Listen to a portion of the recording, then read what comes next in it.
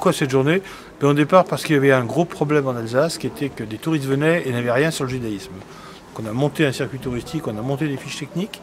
Et le problème suivant, c'était d'arriver à ce que se poser la question, est-ce que ça intéresse les Alsaciens de voir leur patrimoine? Donc première journée porte ouverte il y a 16 ans.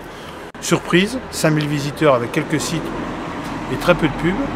Donc on a décidé de continuer, on a continué sur l'Alsace, puis sur la France, le Pays de Bade, puis sur l'Europe, et aujourd'hui on est européen.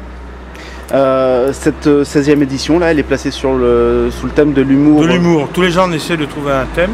Alors, c'est pas important pour l'Alsace, parce que ce qu'on met en valeur, c'est quand même notre patrimoine avant tout. Alors c'est important pour le reste des endroits où il y a peu de juifs, où il reste peu de choses. Donc on va jouer beaucoup plus sur un domaine culturel que sur un domaine patrimonial. Nous en Alsace, on est resté très patrimonial. L'humour, donc c'est l'humour dans le judaïsme est important selon vous? Bah oui, parce que la tristesse, la peur, les persécutions, etc. Si vous voulez les supporter, il faut en rire. C'est le seul moyen de les évacuer. Donc il y a également la vallée de Mossig qui est à... Toute la vallée de la Mossig, elle part de Soultz un peu plus bas, elle remonte, alors de manière assez étrange, elle tourne. Alors on dirait elle tourne à gauche, mais en fait si on la suivait, elle tournerait à droite. Elle tourne à gauche à Marlenheim, elle retourne une deuxième fois à gauche à Waslon pour repartir vers Wangenbourg.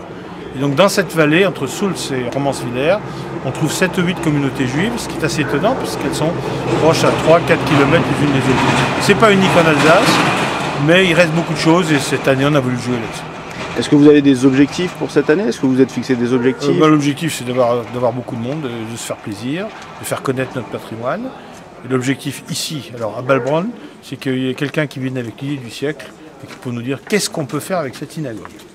Parce qu'il faut la sauver, il faut la déformer le moins possible, il faut faire le moins de restauration possible, laisser l'Arche Sainte dans son jus, laisser la perspective de la synagogue, et pourtant y faire quelque chose.